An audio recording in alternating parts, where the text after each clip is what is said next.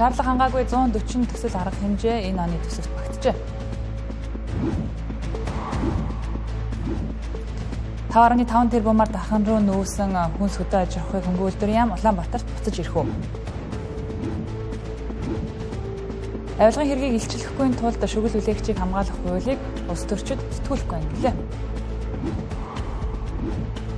Ганц хувьд шилжсэн эрчим хүчний компани Сэлэнг аймгийн Цагаан нур сумыг эрчим хүчний хараат байдлаас салгажээ.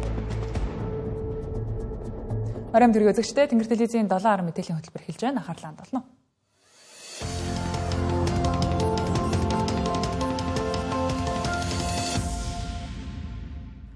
Төр мөнгөгүй биш, мөнгөтэй төсөвт орон зай байхгүй биш байсан гэдэг нь хэдхэн сарын өмнөх үйл явдлаар батлагдсан. Засгийн газрын боловсруулсан төсвийг улсын хурал дээр байгуулагдсан ажлын хэсгийн гишүүд задлж танигдахын аргагүй болгосон. За ингэхдээ ямар ч шаардлага хангахгүй төсөл арга хэмжээнүүдийг хавчуулж батлах гэж зүтгэсэн нь ч нууцшээ. Иймдээ ч энэ төсөвт шаардлага хангаагүй 140 төсөл арга хэмжээ багтсныг судлаачид хэллээ. Энд харагдаж байгаа 100 төслүүдийг хасаад оронд нь хэрэгцээ шаардлага өргөөж нүүл хэмжигдэх 100 төслүүдийг нэмэх саналыг улсын хурлаас байгуулагдсан төсвийн ажлын хэсгийнхэн гаргаж ирсэн. За тухайн үед зарим санал нь дэмжигдэж, зарим нь унсанч, за ихэнх нь төсөвт багтаж батлагдсан. За гол асуудал нь санхүүжилтийг нь хасгаар оруулж ирсэн төслүүдийн ихэнх нь сургууль цэцэрлэг, эмнэлэг барих болон шинжилгээ ухааны салбарын төслүүд гэсэн юм а. Гэсэн ер нь эдгээрийн оронд шаардлага хангахгүй 140 төсөл арга хэмжээг энэ оны төсөвт шургуулжээ. Тодорхойлбол засгийн газар энэ оны төсвийг анх боловсруулахдаа санхүүгийн шаардлага хангаагүй 75 төсөл арга хэмжээг дунд нь авчуулж орж ирж байсан. За гэтэл үүнийг нь улсын хурал засаж сайжруулах нэртэйгээр дахиад шаардлага хангаагүй 65 төслийг нэмчихжээ. Төсвийн доктортой байдлын зөвлөлөө сануулад байхад л улсын хурал үл авширсан. За энэ бол энэ оны төсөв хэрхэн боловсруулагдсны үнэн төрх юм а. Шинээр хэрэгжих төслийн арга хэмжээний тоо 147-оор за нийт төсөвт өртөг 1.3 их 80 төгрөгөөр за 2026 онд олох нийт санхүүжилтийн дүн 227.8 тэрбум төгрөгөөр нэмэгдэж батлагдсан байгаа. Зам тээврийн сайдад бол хамгийн өндөр төсөвт өртөгтэй одоо олон шинээр хэрэгжих төслийн арга хэмжээ нэмэгдсэн байна. Нийслэлийн дөрвүүдээр аваад үзэх юм бол за хаан уул дөрөгт хамгийн өндөр төсөвт өртөгтэй одоо олон шинээр хэрэгжих төслийн арга хэмжээ нэмэгдсэн байна. За аймагуудын хувьд бол Орнод Ар хангаа, Өвөр хангаа, Ус аймагуудад бол тодорхой өөрчлөлтүүд бол гарсан байна. 10-20 жилийн хугацаанд бид нэр энэ тойрогт чиглэсэн, улс төрчсөн нэгдмэл биш ийм хязгаарлагдмал мөнгийг энэ улс төрийн олон сонирхлыг хангахын төлөө зарцуулсан. Энэ байдал нь бол бидний гол алт. Тэгэхээр бид нар бол төсөв төр төсвийн хөрөнгө оруулалтын дээр хоёр зүйлийг анхаарах хэрэгтэй. Нэгдүгээр зөв зүйлээ хийх хэрэгтэй юм байна. Өнөөдрийг хүртэл бид зөв зүйлээ хийж чадаагүй гэдэг юм дүгнэлтийг хийхээр байгаа. 2026 оны төсөвт улсын хурлын уучруулсан баллаг үгээр дуусахгүй. За улсын хурлч гэлж хэдэн гишүүдийн тойрогтой хөрөнгө оруулалт тавиулж сонгогчдод хийсэн ажилтай ярих юмтай байх гэсэн явцсан ашиг сонирхлын баллаг гэвэл зүйтэй юм а. Засгийн газрын боловсруулсан төсвийн төсөлд огт тусгагдаагүй байсан 155 шин төслийг улсын хурлаас нэмж баталсан байна. За эдгээрийг санхүүжилтээр нь эренбэлвэл хамгийн өндөр төсөвт өртөгтэй нь Чойр, Мандалгав, Арвай хэр чиглэлийн автозамын 2 дугаар хэсэг 321 тэрбум.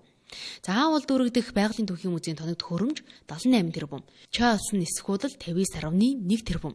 За Баян-Онгор Архангай аймгийн Чулууд сум хүртэлх хатуу училттай автозам 44.5 тэрбум гээд хөвөрч байна. За энд харагдаж байгаачлан ихэнх нь автозамын төсөл байгаа юм. За ингэж ихээр зам барьж байгаа нь төсвийн хөрөнгө оруулалтад чухлын гэрэн баллагдсныг илэрхийлж байгааг судлаачид хэллээ. 2024 оны эсрэг төсвийн хөрөнгө оруулалт дээр эрчим хүчний салбарт оруулсан хөрөнгө оруулалтын хэмжээгээр бид нэр одоо 10 салбарт хуваалцахад 8 одоо эрчим хүчний салбар маань орж нэгддэл зам тээврийн салбар орж. Өөрөөр хэлбэл Монгол улс маань одоо нэг замтай гэтээ тоггүй гэдэг нөхцөл байдал дээр бид нар орж ирээд байгаа гэсэн. Хамгийн эхлээ шаардлагатай салбарууд руугаа ингээ хөрөнгө оруулах байгааг хөрөнгө оруулалт гэдэг чинь ер нь цаанаа нэг үр өгөөж яригдах хэрэгтэй шүү дээ. Тэгэнгүүт үр өгөөжийг бид нар эхлээ зөв хэмжиж чадчихна уу гэдэг нь их хэрэгэлзээтэй байгаа. Одоо тэгэнгүүт яг нээлттэй ингээд тайлангууд ингээ авч үзэх юм бол яг үр өгөөжийг хангалттай ингээд хэмжсэн тийм тайлангууд хангалтгүй байна гэж үзэж байгаа. Эрчим хүчний салбараасаа гар татаж эрүүл мэнд боловсролын салбараа амжих хэмжээнд авч яваа Монгол улс соёлын салбартаа анхаарч зам тавихыг чухалчилдаг ажээ. За үүнийг зөвхөн энэ оны төсөвч биш өнгөрсөн жилүүдийн төсөв болон өнөөдрийн Монголын нөхцөл байдал батлна. За энэ байдлаас салъя гэвэл хуулиа ягштал мөрдөж үндэсний аудитын газраас өгсөн дүгнэлтийг хэрэгжүүлдэг байх нь зүйтэй гэдгийг хэлж байлаа. Нүсэр зардлаар дарханлуу нөөсөн хүнс хөдөө аж ахуйн хөнгөлөлтийн яамныхан эргээд Улаанбаатарт ирж магадгүй. Ингэснээр яамны нүүлгээлт ажилчдын нь орон сууцны урьдчилгаанд зарцуулсан 5.5 тэрбум төгрөг салхинд хийсгэд хүрээд байна. Өмнөх сайд энх хоёр нь хууль зөрчин байж 3.1 тэрбум төгрөгөөр яамны ажилчдаа дарханд амьдрах байраар хангасан. За гэтэл одоо шинээр томилогдсон сайд Бадамсүрэн нь тухайн ажилтан өөрөө хүсвэл Улаанбаатартаа буцаж ирж болно гэж ХЭВ-ийг хэлж байна. Хүнс хөдөө аж ахуй хөнгөлөлтийн яамыг дархан руу нүүлгэхэд засгийн газраас 2 тэрбум гаруй төгрөгийг гаргасан байдаг. Харин яамны ажилчдын амьдрах орон сууцны урьдчилгааг хөдөө аж ахуйн биржийн хуримтлагдсан ашигаас гаргажээ. Тодорхойлбол яамны 45 ажилтан агентлагийн 7 ажилтангийн нийтдээ 52 хүнд 3.1 тэрбум төгрөгийн орон сууцны урьдчилгаа өгсөн байна. За гэтэл энэ нь илт хууль зөрчсөн үйлдэл болохыг үндэсний аудитын байгууллагаас анхааруулж 2025 оны 9-р сар гэхэд зөрчлөө арилга гэх шаардлагыг хүргэлсэн байдаг. Тэний хөдөө аж ахуйн биржийн захирал хуримтлагдсан ашигаараа яамны ажилчдад байр авч өгдөг тийм сэтгэл байхгүй шүү дээ. Тийм сайхан сэтгэл буюу шорон дэвх үйлдэлийг хийхгүй шүү дээ. Наач сайд нь хийлгэж байгаа шүү дээ. Тэрэн дээр нь та нар яагаад зөвлөмж өгдөг вэ? Ямар шийдвэрээр тэр биржийн захирал тийм шийдвэр гаргадаг? Хөдөө аж ахуйн биржийн захирал хөдөө аж ахуйн яам жижиг дунд үйлдвэрлэлийн агентлагийн хүмүүст байр авч өгөх шийдвэр гаргаа явж идэг. Ийм шийдвэр юу байх вэ? Зүй тогтол байх уу? Аудитын шийдвэрийн хэрэгжилтийг бол заавал хангах ёстой. Хэрвээ энийг хангахгүй бол дараагийн шатны арга хэмжээнүүд буюу сахилгын арга хэмжээ ажлаас чөлөөлөхтэй холбоотой бүр цаашлаад явбал одоо нөгөө хууль хяналтын байгууллага шалгуулахад хүрэх ийм одоо үр дагавартай учраас энэ бол заавал биелэгдэх чанартай. Нэгэнт орон сууцны урьдчилгаанд зарцуулагдсан мөнгийг энх хоёр сайд хуваасаа л гаргадаггүй юм бол аудитын зөрчлийг арилгах аргагүй. Зөрчлөө арилгаагүй тохиолдолд тухайн шийдвэрийг гаргасан хөдөө аж ахуйн биржийн захиралд хариуцлага тооцож ажлаас нь алах хүртэлх арга хэмжээ авах байлтай. За гэтэл хүссэн үсээгүй энх хоёр сайд албан тушаал ахиж тэргүүн шадар сайдаар томилогдсноор за өнөө хөдөө аж ахуйн биржийн захирал нь сайдыгаа дагаад явсан бололтой.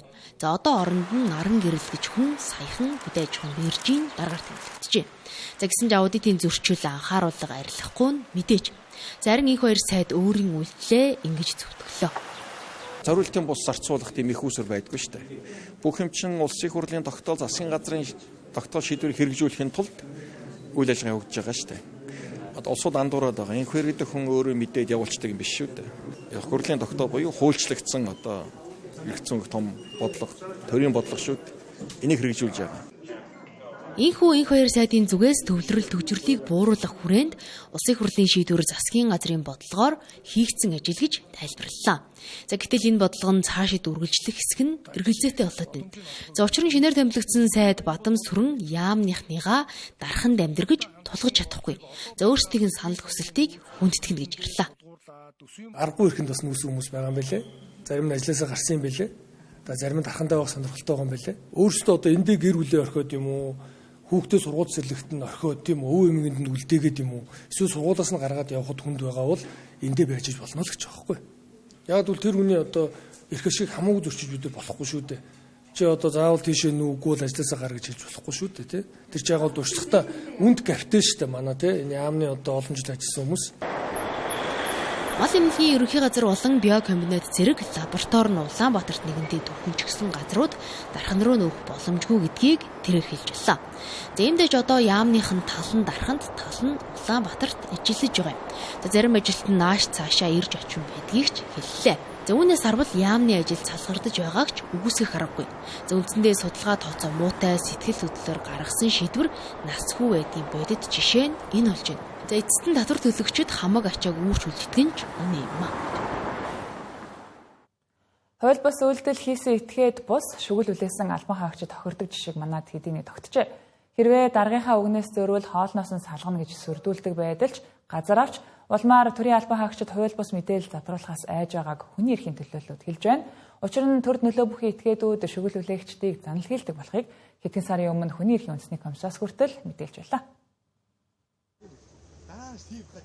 Төрийн албанд 13 жил ажилласан гэрлээ шүгэл үлээснийхээ төлөө ажилласаа халагджээ. Тодорхойлбол түүнийг биен тамир спортын улсын хороонд ажиллаж байхад нь удаа дараа хууль бус тушаал шийдвэр дээр гарын үсэг зурхыг эрх бүхий этгээдүүд шахаж тулгадаг байжээ. Энэ үйлдэлийг тисэж твжиж чадаагүй учраас 2024 оны 5 дугаар сард хууль бус үйлдэлийн талаар шүгэл үлээж эхэлсэн байна. Улмаар авилгатаа тэмцэх газарт хандсны үр дүнд биен тамир спортын хорооны 2024 оны хагас жилийн санхүүгийн нэгдсэн тайлангаар 28 тэрбум төгрөгийн зөрчил илэрсэн байна. Үүний хариуд 13 албан тушаалтанд сахилгын арга хэмжээ авах шийдвэр гарсан ч төрийн албаны зөвлөлөөс хил үггүй үүнийг цуцалжээ. Эцэст нь хууль бус үйлдэл гаргасан этгээдүүд хожиж шүгэл үлээсэн албан хаагч өөрөө ажилласаа халагдаад өнгөрчээ. Миний хувьд бол өнөөдөр хүртэл шүүх хурал одоо би ялагдсан. Яагаад вэ ялагдсан? Нэг л үндслээр орсон 3 хүний 2 нь ялаад 1 нь ялагдчихж байгаа. Яагадгүй л өнөөдөр тэр тэдгээр дарга удирдлагууд хууль ус шийдвэр гаргадаг учраас шүүх хуралдаж гэсэн хууль ус шийдвэр одоо батлагдаагүй нотлогдоогүй материалыг оруулж ирээд за миний хувьд үндсэндээ шүүх хуралдаа ялагдсан. Шүгэл үлээснийхаа хариуд өөрөө хохироод үлдсэн жишээ ганцхан үүгээр дуусахгүй. Бас нэг жишээ дурдахад албаны дарга нь биеийн хүчирхийлэл үйлдсэн байхад ажлаас нь халдаггүй. Үүнээс болж хүчирхийлэлд өртөж шүгэл үлээсэн албаагч шүгэл үлээснийхээ төлөө илүү их дарамт шахалтад өртдөг. Энэ үйлдэлийг тисэх твчээр алдсан албаагч арга буюу өөрсдөө ажлаасаа гардаг тохиолдлууд мэр сэргэлтгүй гардаг гэлээ. Ийм нөхцөлд төрийн албаагчид хуулийн хүрээнд шудраг бус байдлыг мэдээлэхээс айж байгаа нь ч бодит үнэн болжээ. Залуучуудаас ингээд судалгаа авсан ч гэсэндээ яагаад одоо авилга буурахгүй байгаа юм гэхээр мэдээлэхгүй байна. Яагаад мэдээлэхгүй байгаа юм гэхээр хамгаалагдахаас чадахгүй айдас байна л гэж байгаа байхгүй. Дээрээс ирсэн дарамт шахалт юу байдیں۔ Тэгээд энтэйгээ холбогдлолтой ингээд одоо байгууллагатай ч юм уу тухайн байгууллагатай өөрчлөлт гомдол гаргаад ингээд явах хөстэй журмаараа явхлаар ерөөсөө хамгаалагдаж чадахгүй байна буюу мэдээлэл задарч байна гэдэг ийм зүйлүүдийг хэлж байгаа. Иргэн авилга албан тушаалын шудраг бус үйлдлийн талаар авилгатаа тэмцэх газарт гомдол гаргахдаа нэр овог регистрийн дугаараас эхлээд бүх мэдээлэлээ бүртгүүлдэг байна. Гэтэл энэ мэдээлэл нь алдагдсны улмаас дарамт шахалт занал хийлэлд өртөж байна. Учир нь хэргийг хянан шийдвэрлэх явцад тэднийг хамгаалах тогтолцоо байхгүй байгааг авилгатаа тэмцэх газраас хэллээ. Одоо хамгаалах хамгийн гол арга зам бол тэрний хайггүйгээр мэдээлэл авах байж байгаа. За хоёрдугаарт нь болохоор энэ тэр шүгэл үлээсэн тэр гомдол гаргасан хүний тэр асуудлыг одоо цагдаа прокурор тэр хуулийн байгууллагууд шийдэх гэрэн шүү дээ. Тэгэхээр энэний араас тухайн асуудлыг яг хуулийн дагуу шийдэж байгаа хугацаанд нь шийдэж гин үү үгүй юу гэдэг хяналттай байгууллага чухал байхгүй юу. Тэгэхээр энэ байгууллага бол энэ хууль хүчний байгууллагаас тусдаа бие даасан хараа тус байдлаар зохион байгуулад одоо явах шаардлагатай. 2019 оноос хойш шүгэл үлээгчийн эрхийг хамгаалах тухай асуудал яригдж, авилга албан тушаалын хэргийг илрүүлж илчилсэн иргэдийн эрхийг хангаж, мөнгө урамшуулал олгох тухай хэлэлцүүлэг өрнөж эхэлсэн. Гэвч энэ хуулийг батлуулахгүй далд санаа, эрх мэдэлтэй зарим нэг нийтийн албан тушаалтнуудад байгаа учраас хууль дахид дэвшил гарахгүй байгааг их сурвалжууд анхааруулж байлаа. Хуулиас гадна хүний эрхийн төлөө ажилтдаг хүний эрхийн үндэсний комисс, авилгын эсрэг ажилтдаг авилгатаа тэмцэх газар үнний дуу хоолой болсон иргэдийнхээ эрхийг хамгаалж чадахгүй байгааг ч хэлсэн юм а. Авилгын хэргийг илчлэхгүй тулд улс төрчид шүгэл үлээгчийг хамгаалах эрх зүйн байдлын тухай хуулийг зөвтгүүлэхгүй байсаар өнөөдөр хүрчээ. Учир нь хүний мөнгө үзнийхээ төлөө урамшуул авдаг хууль гэж олон нийтийн дунд төөрөгдөл үүсгэж хаалт хийсээр ирсэн тухай хүний эрхийн төлөөлөлд хэллээ. Тиймээс энэ хуулийн төслийг яарвчлуулж эрх хаврын чуулганаар хэлэлцүүлэхээр бэлтгэл ажлаа хангаад эхэлжээ. Нэгдсэн үндэсний байгууллагаас аль 25 жилийн өмнө шүгэл үлээгчийг хамгаалах тухай хуулийг батлах үүрэг хүлээжээ. Гэтэл зарим нэг улс төрчдийн явуулгаас болж одоо гэр нь батлагдаж чадаагүй байна. Учир нь хууль батлагдчихвал хэн нэгэн шүгэл үлээгч авилга, албан тушаалын хэргийг нь илчилчихвэ гэсэн айдастай улс төрчид гацаасаар ирсэн байна. Угтаа бол гэр чохирогчийг хамгаалах хууль гэж бий. Энэ хууль нь ихэвчлэн хүчирхийлэл, хүнд гэмт хэргийн золиос болсон хохирогчдыг хамгаалахад чиглэжээ. Харин авилга, албан тушаалын хэргийн гэрчийг хэн хамгаалах вэ гэдэг асуулт бүдэг бадаг Авилгын эсрэг ажиллах хамгийн том алхам нь тусдаа шүгэл үлээгчийн эрх зүйн байдлын тухай хуулийг батлах гэлээ. Эрсдэл гаргаад, эр зэрэг гаргаад шүгэл үлээж байгаа хүнийг яаж хамгаалах юм бэ? Аюулгүй байдлыг. Аюулгүй байдлыг яаж хамгаалах юм? Нөгөө талаас яаж дэмжих юм, урамшуулах юм?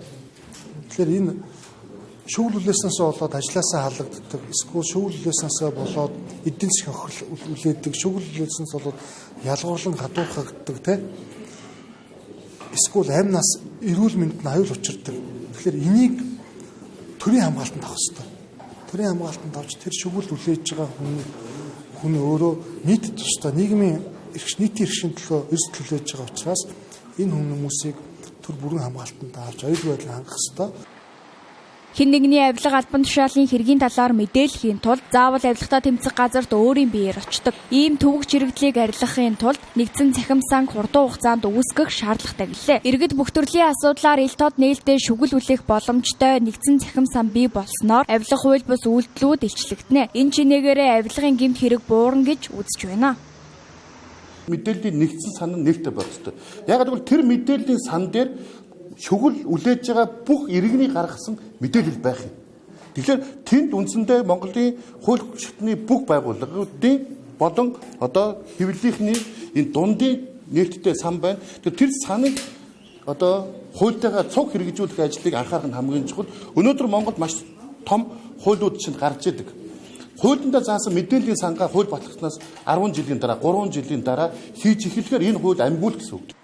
Олон улсын судалгаанд дурддагцнаар хувийн хвшлийн салбарт үйлдэгдсэн зэллэнгийн хэргийн 45%-ийг салбар дотроос мэдээлж илрүүлсэн байдаг. Эндээс шүгэл үлээгчийн эрх зүйн орчныг сайжруулснаар авилга хууль бус үйлдэлүүд илчлэгдэх хөшүүрэг бий болохыг харж болохоор байна.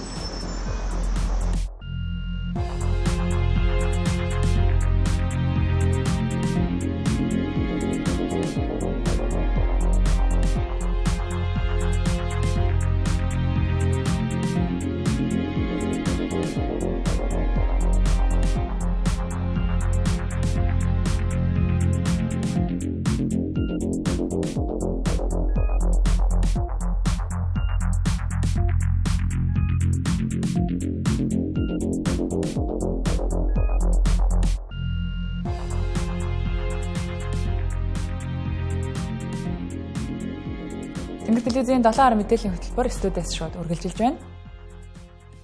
Улс орон даяар эрчим хүч хязгаарлаж байгаа ч үүнээс үл хамааран 24 цаг эрчим хүчээр тасрахгүй байгаа сумын төвийн нэг жишээ бол Сэлэнг аймгийн Цагаан нур. Тус сум 5200 гаруй хүн амтай 1300 гаруй өрхтэй энэ өрхүүдийн эрчим хүчийг 100% нарны панелаар шийдэж байна. Эрчим хүчний салбараас ганц хувьд шилжсэн Дархан Сэлэнгийн цахилгаан түгээх эсвэлжээ. Хувьцат компани 3 жилийн өмнө энэ суманд нарны панел суурилуулах санал гаргажээ. Улмаар сумын иргэдийн төлөөлөгчдийн хурал хэлэлцэн газрын асуудлыг шийдэрлэж өгснөөр 2 жил үргэлжилсэн бүтээн байгуулалт өнгөрсөн 12 сард ашиглалтанд оржээ. Цагаан нур сумын нарны цахилгаан станц хоногт 2.5 мегаватт эрчим хүч үйлдвэрлэх хүчин чадалтай. За энэ нь тус сумын хэрэгцээнээс 3 дахин их тоо юм. За одоогийн байдлаар туршилтын хугацаа буюу зөвхөн эрчим хүч тоглосон үед л залгаж байгаа юм байна. Цаашид 24 цаг зөвхөн нарнаас эрчим хүчийг хангахаар ажиллаж байна лээ. Хувийн хвшил санаачлан төсөв хөрөнгөө өөрсдөөсөө гаргаж хурдан хугацаанд хийж бүтээж болдгийн нэг жишээ энэ гэж Цагаан нур сумын засаг дарга онцолж байлаа. За энэ Дархан Сэлэнгийн цахилгаан түгээх сүлжээгээд одоо үндсэндээ Монгол улсад байгаа хувьд гарсан цорын цахилгаан түгээх сүлжээ компани байх гэж ойлгож байгаа. За эдний хувьд бол манад 2023 онд ийм бүтээн байгуулалт хийх гэж байгаа гэсэн газар хүссэн албан тоотой өгсөн. Тэгээ манай иргэдийн урд горомдож байгаа газрыг бид нар бас нэг бойлын дагуу богино хугацаанд шийдвэрлээд тэгээд 24-25 онд амжсан ийм бүтээн байгуулалтыг хувийн хөрөнгө оруулалтаар тухайн компани өөрсдөө хийж гүйцэтгээд оны өмнө үндсэндээ боловсролтын холболтод орсон. Энэ батарей станцууд бол 2.5 мегаваттыг хүчин чадалтай.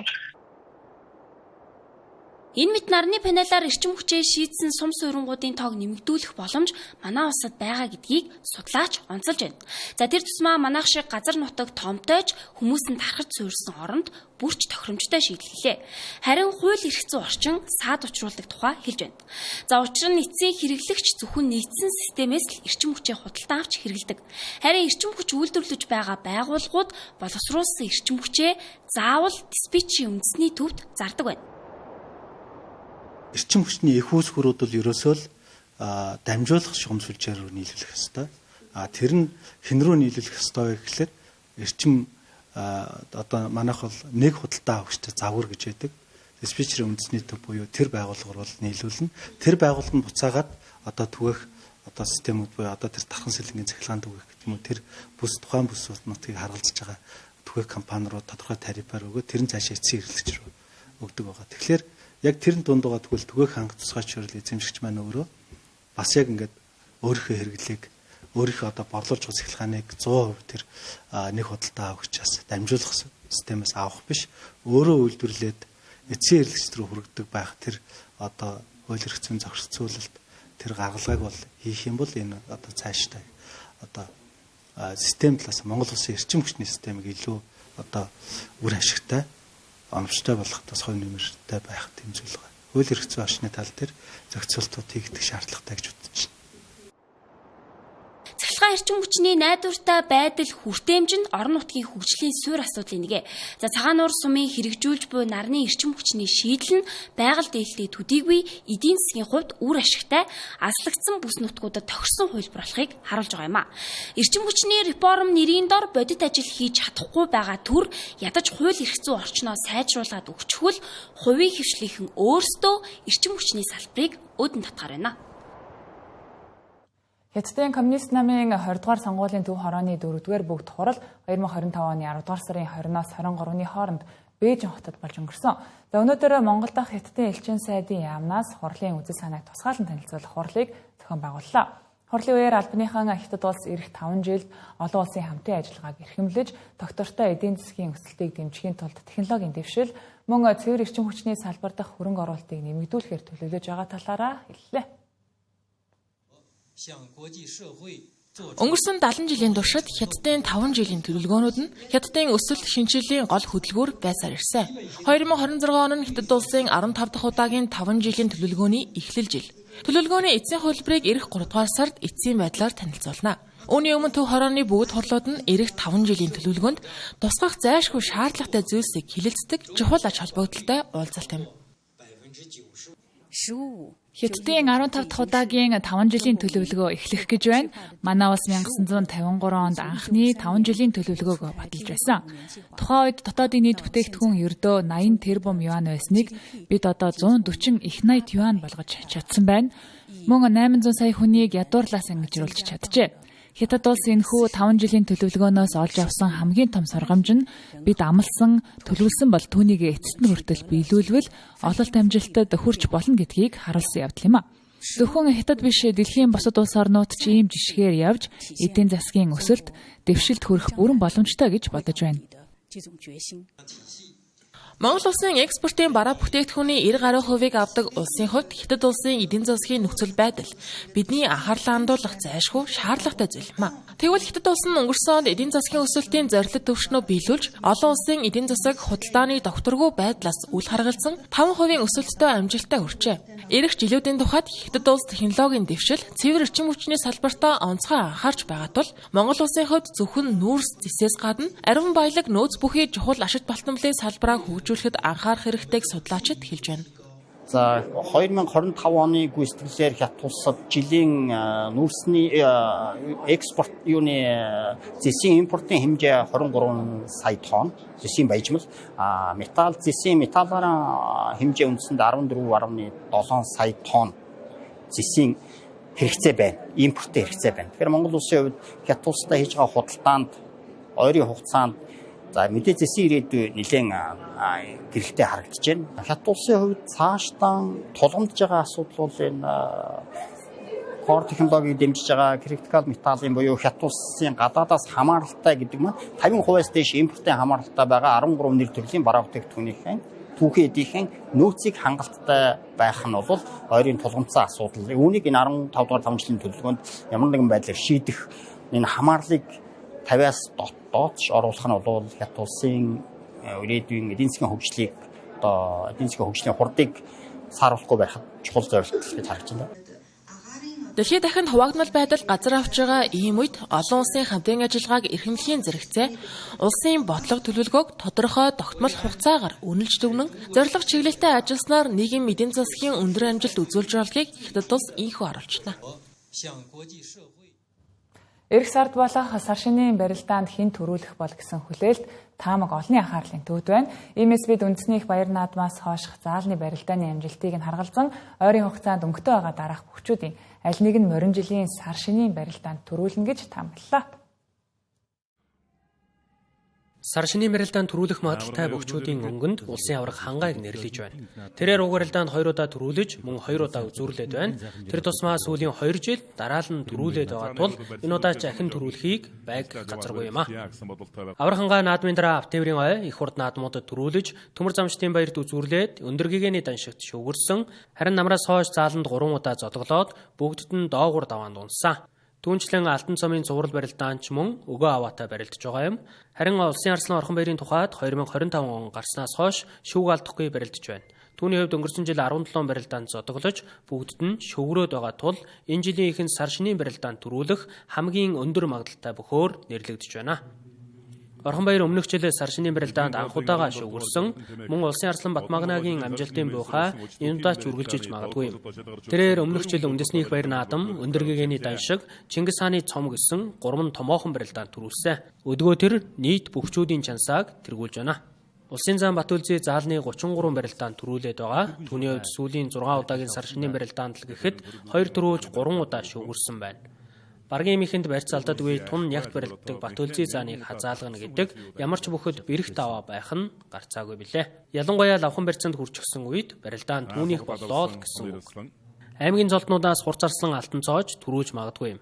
Хэдийгээр түүний хувьд сар шинийн барилдаан шүгэрж байгаагүй боловч жил болгонд цолоо ахиулах бөхчүүдийн таамагт нэрлэгдэгэ.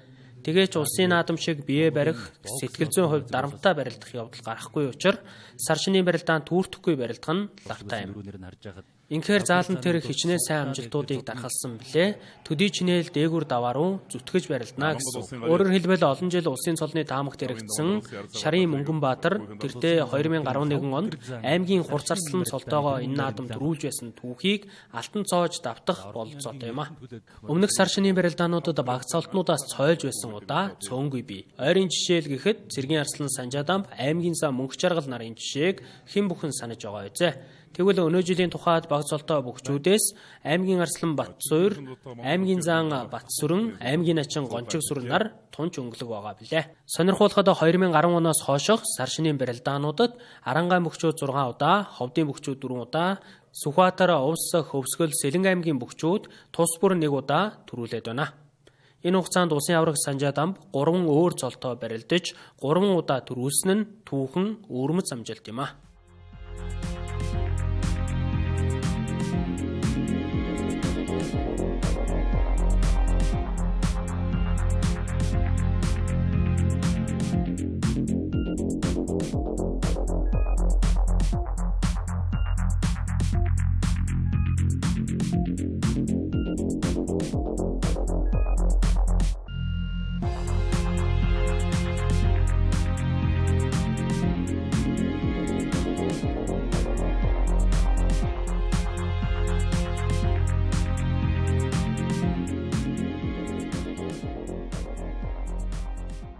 Тэнгэр телевизтэй хамтагаад баярлалаа үзэгчдээ 7 мэдээллийн хөтөлбөр хүргэлжилж байна. Улсын их хурлын дарга учрал тэргүүтээ улсын их хурл засгийн газрын гишүүд өнгөрсөн 7 хоногт зүүн бүсийн аймагуудад ажилласан бол энэ удаа Хангаан бүсийн иргэдтэй уулзаж хууль тогтоомжийн хэрэгжилт болон чөлөөллийн санаачлагын хүрээнд эхлүүлсэн эрх зүйн шинжилгээг хөндлөө. Чөлөөлийн санаачилгаа нь 4 журмын давхардал, олон шат дамжлага бүхий, хүн суртал, төрийн хит харилцааны бүх хэлбэрийг арилгах эрх зүйн шинжилэл гэж тодтоглоо. За энэ хүрээнд эдийн засгийн эрх чөлөөний тухай хуулиар хувийн өмч хөрөнгө оруулалтыг хамгаалж, иргэдийн чөлөөтэй бизнес эрхлэх эрхийг баталгааж болон төрийн өмчит компанид ямар нэгэн давуу эрх олохыг зогсоосноор төр хувийн хвшилтэд өрсөлдөхгүй болно гэлээ. За түүнчлэн зөвшөөрлийн тухай хуулийн нэмэлт өөрчлөлтөд ахуйн шинжтэй зарим төрлийн үйл ажиллагааг мэдэгдэл илгээснээр эрхлэх боломжийг бүрдүүлж цаг хугацааг нь шууд сунгадаг байх. Зарим зөвшөөрлийг мэргэжлийн холбоодод шилжүүлэх эрх зүйн зохицуултыг тусгасан байна. Төрийн хүн зөрчил бол хэтэрчээ. Одоо манай нэг хүүхэд нэг Баян-Хонгор аймагт хүнсний дэлгүүр ажилладаг байсан. Тэгээд тэрний зөвшөөрлийг авах гээд жил гараа яваад сүүлдээ бараагүй орхисон. Одоо тэрний хүнсний дэлгүүр хаагдаад 4-5 жил болчихъя. Уул нь тэр чинь ажиллаж байсан бол тэр хүүхдэд хэрэгтэй байсан байхгүй. Тэгээд ингээл нэг ажилтгүйдлийн орон байр нэмэлтэл байж. Дэвшилттэй юмнууд нь одоо газрын асуудал дээр за тэгээ одоо мал аж ахуйн салбар дээр хийх гэж байгаа одоо энэ ажил үйлчилгээнүүд нь бас их зөв юм байна гэж бодлоо. За тэгээд ер нь бол эндээс дүгнж харахад татвар төлөгчдийн одоо төсвийг бүрдүүлэх биш баялагын тэгш одоо хуваарлтыг их орондоо бий болгоод за тэрүүгээрээ одоо бусад салбараа одоо дэмждэг хөгжүүлдэг байгаасаа гэж ингэж бодлоо. Ахмад насны дэтгэвэр тэтгэмжийг л одоо тэрийг л одоо нэмэгдүүлж өгөөсэй. Одоо ахмадуудын ганцаас нь харж үзээсэй. Ахмадуудтайгаа чигэнсэн тэр олон сайхан одоо амралт солилцлын газар байж болж байна. Дэтгэвэр тэтгэмж байж болж байна. Ажил хийх боломжийг олгож болж байна.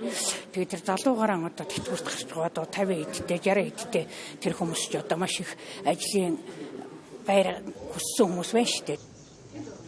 Монгол улсад хүчин төгөлдөр мөрдөгдөж байгаа 378 хуульд хэмэл оюун суурилсан дүн шинжилгээг хийхэд эдийн засгийн эрх чөлөөг зөрчсөн хүндрэл учруулдаг 228 хууль байна гэдгийг дүгнэлт гарчээ.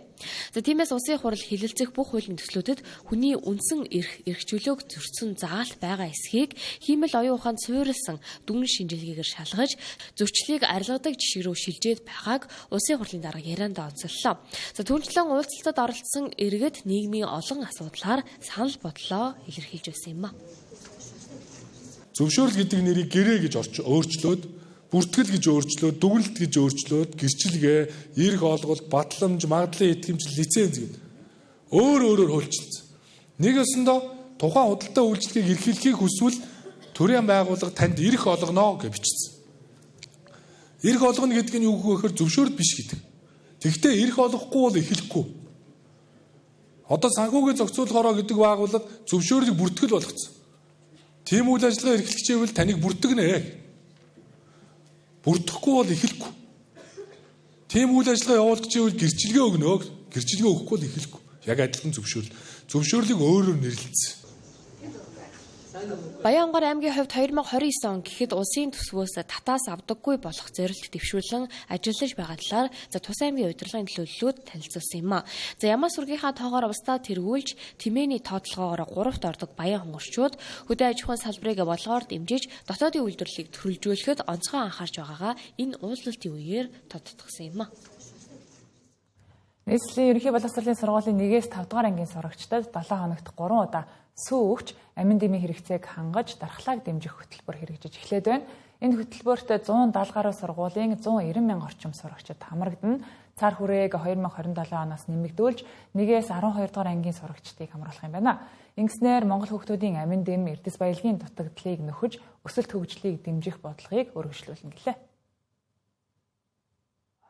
Сурагчдад өдийн хоолноос гадна 7 хоногт 3 удаа сүү өгөх хөтөлбөр энэ 7 хоногоос эхлэн хэрэгжиж эхэллээ. Энэ хөтөлбөрийг нийслэл дүүрэг эцэг эхийн санхүүжилтээр зохион байгуулж байгаа юм. Нийт ялангуяа өсвөр наснд зайлшгүй чухал хэрэгцээтэй юм амин дэмүүд агуулгадаг гэж одоо судалгаагаар тогтоосон байдаг. Тийм учраас хүүхдүүд та бүхэн маань энэ сүүгээ тогтмолсоо хэрэгжилж байгаарай. Тэгээ саяны судалгаагаар нийслэлийн хүүхдүүдэд ер нь 49% нь нэг дунджаар 110 г орчим сүү хэрэгжилж байгаа нь шаардлагатай түвшнээс эрс бага байна. Саяны судалгаагаар 50 гаруй хувь нь 7 хоногт огт сүү хэрэгжилж байгаагүй гэж гарсан гэж танилцуулагдаж байна. Ийм учраас сүү бол нэг ялангуяа хүүхэд наснд маш чухал ач холбогдолтой хүнс тэжээл юм. За Монгол улсын энэ бэлчээрийн мал аж ахуйн сүүсүүний амт шинт чанар ямар үлээ? Ийм учраас одоо сүүгээр хангах хөтөлбөр бол их сүүн цагаан зам мөртэй ажил болно гэж итгэж байна. Улаанбаатар хотын төдийгүй Монгол улсын сүүний одоо тэр нийлүүлэлтийг нэмэгдүүлэх зорилгоор бид нар энэ 3 сард Улаанбаатар хот орчимд үйл ажиллагаа явуулж байгаа. Сүүний фермерийн үйл ажиллагаа эрхлэгчдэд энэ сүүний үнэ худалдаж авахтан зориулсан нэн хөнгөлөлтөй зээлийг бид нар одоо олгохоор ингээд бэлтгэл ажил хангагдж байна.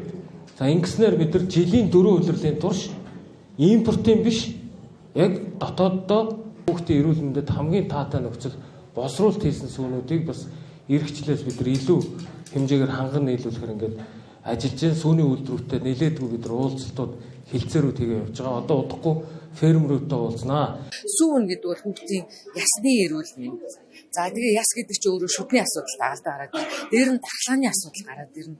Дээр нь эн чинь кальци сүүн дотор агуулгаж байгаа шинэ тэжээлийн бэлц чи хүний биед маш олон зүйлд нөлөөлдөг учраас тэгээ ерөн сүүгийн чинь дэлхийн нийтээр төгс хүнс гэж нэрлэдэг штэ. Бүх шинэ тэжээлийн бэлцүүдийг бараг агуулсан хүмүүс чинь сүү байхгүй юу. Тэгэхээр зэрэг энэ эрүүл мэндийг дэмждэг гэдэг Монгол хүн дээр Монгол хүүхдүүдээр ямар байна гэдэг судалгаанууд бол биднэрт бол маш олон судалгаа. Дэлхийд дахина олон улс оронд хүүхдүүддээ сүүгч эрүүл мэндийг нь дэмжиж ирсэн туршлагууд бий. Тухайлбал Япон улс 1959 онд, Бүгд найрамдах Солонгос улс 1981 онд, Бүгд найрамдах Хятад ард улс 2005 оноос сурагч хүүхдүүддээ сүүгч эхэлжээ. Сүүн дархлаа хөтөлбөр хэрэгжснээр хүүхдийн өсөлт хөгжил сайжирч, өрсөлдөх чадвар нэмэгдэнэ. Бие махбодын дархлаа сайжирч, сурах эдвэх бас нэмэгдэнэ. Хүний биед шаардлагатай амин болон тосны хүчил, амин дэм шимт утсын хэмжээ нэмэгдэж, шүдний өвчлөл буурна. Төр хувийн хвшлийн хамтын ажиллагаа сайжирч, үндэсний аж ахуйн нэгжүүдэд бодит дэмжлэг болох зэрэг ач холбогдолтой юм а. Шатах ашигт малтмалын хийм боловсруулалт ба экологийн асуудлууд сэдвээр салбарынхан судлаачид хэлэлцэж байна. Манай улс уулуурхайн баялаг арвинтай түүнийгээ боловсруулах тал дээр тун таарав. Тийм ч учраас нэмэн үртэг шингээсэн бүтээгдэхүүн үйлдвэрлэхгүйгээр шууд түүхийгээр нь хямд гадагш гаргадаг. Харин уулуурхайн салбарт ямар ахиц дэвшил гарсан талаар салбарынхан өөрсдийн санал бодлоо хуваалцлаа. Манай улс нүүрсний нөөцөөрөө Азийн улс орнуудаас 10 дугаар байранд ирэмблэгддэг. За дан ганц нүүрсээр тогтохгүй шатах ашигт малтмалын хувьд нефт, нүүрс, нүүрсний давхаргын метан хий, шатдаг занар байгалийн битүүм зэрэг олон нөөц байдаг. За эдгээрийг химийн аргаар боловсруулж нэмэн үртэг шингэсэн бүтээгдэхүүн үйлдвэрлэх арга замыг судалж байна гэлээ. За тухайлбал кокс химийн цогцлбор байгуулах, нефт боловсруулах үйлдвэрийг ашиглалтад оруулах, нефтийн уламжлалт бус их үүсвэрүүд болох байгалийн битүүм, шатдаг занар, нүүрсний давхаргын метан хий зэрэг шатах ашигт малтмалуудаас нефтийн бүтээгдэхүүн үйлдвэрлэх, нефтийн боловсруулалтаа нийцүүлэх зэрэг боломжуудыг судалж үр дүнд хүрсэн гэлээ. Жишээлбэл нүүрсээ хийжүүлээд хийн төлс гаргаж авдаг юм уу? Эсвэл нийлэг хий гаргаж аваад метанол, диметилийн эфиргээд органик химийн синтезийн үйлдвэрүүд өгчдөг юм уу? Эсвэл нүүрсээ шингэрүүлээд нефттэй шингэн бүтээгдэхүүн гаргаж аваад тэгээд нефт боловсруулдаг аргаараа боловсруулж бензин шатхуунаа гаргаж авах гээд эсвэл бүр гүнзгий боловсруулад органик бүтээгдэхүүн нээдэг үйлдвэрлэг, жишээл полимер химийн үйлдвэрийг хөгжүүлэх боломжтой. Тэр яг Монгол улсын хувьд бол олборлолтоос бүх төрлийн уулуурхайн бүтээгдэхүүнийг илүү олборлж, олборлсон бүтээгдэхүүнээ шууд гаргах замаар орлогоо бүрдүүлж байна. Тэгээд тэр дундаа энэ олборлолтоос боловсруулалт руу шилжих, боловсруулах шатны үйлдвэрлэл рүү шилжих энэ шилжилтийг хийхдээ бид нар бусад улсын алдаа дутагдал, байгаль экологт хор хөнөөлтөй байсан технологиуд тэр зүйлсийг нэлээд сайн судалж хагаад илүү байгаль экологтой ээлтэй дэвшилттэй технологиудыг ашиглаж энэ боловсруулах үйлдвэрүүдийг барих шаардлага байгаа юм. Монголчуудад шатгаан ашигт малтмал байна. Нүүрс байна, газрын тос байна, нүүрсэн дотор байгаа метан хий байна. Малын аргал хамоол байна. Тариа хаягдал биомасс байна. Шууны сангас байна. Энэ бол бүгдээрээ шатах ашигт болон дахин сэргээгдэх нөөц ихгүй. Ногоон хөгжил гэдэг бол бодит байдлыг яаж баг хөлөмжийн ялгаруулалтаагаар ашиглах вэ гэдгийг шийдэх ёстой болохоос биш. Ногоон хөгжлөд бол хоосон шашин байж болохгүй. Шатах ашигт малтмалын нөөцөд тулгуурсан химийн гүн боловсруулалтыг хөгжүүлэх нь Монгол улсын эдийн засгийн бүтцийг төрөлжүүлж, импортыг орлох, нэмэн үртэг шингэсэн бүтээгдэхүүн үйлдвэрлэх чухал гарц болохыг салбарынхан онцолж байна. Цаашид эрдэм шинжилгээ үйлдвэрлэл бодлогын уялдааг ханган бодит төслүүдийг хэрэгжүүлснээр дотоодын хэрэгцээг бүрэн хангах, улмаар экспортын боломжийг тэлэх нөхцөл бүрдэх юм а. Тэнгэр телевизийн 7 хар мэдээллийн хөтөлбөр студиэс шууд хүрлээ. Та бүхэн амралтын өдрөө ая тухтай сайхан өнгөрүүлээрэй.